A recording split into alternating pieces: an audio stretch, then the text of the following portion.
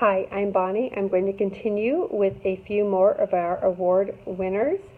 The first one that I've chosen is the 2005 Orbis Pictus Award winner. It's titled Children of the Great Depression by Russell Friedman.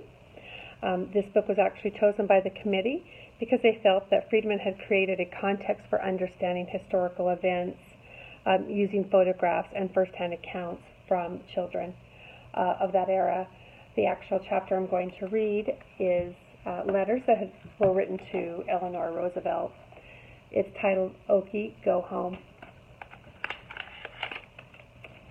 During the 1930s, about a quarter of all Americans still lived on farms, compared with fewer than 2% today. For millions of children growing up on those Depression-era farms, it was a time of hard work, little money, and learning to do without.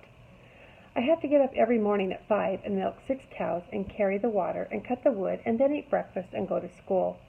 A North Carolina farm boy wrote to Eleanor Roosevelt.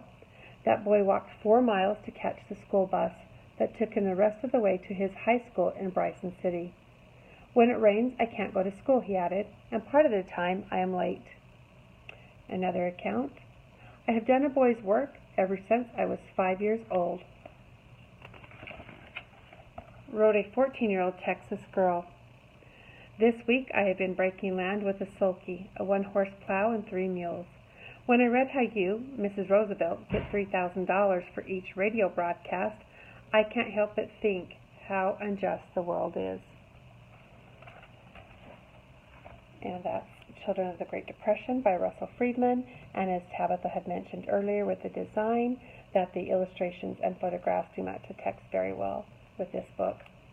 The next one I've chosen is actually the 2017 award winner, and it is titled Some Writer, The Story of E.B. White by Melissa Sweet. This one differs from the first in another aspect that it contains illustrations and typesets as well as photographs. An example of that right here.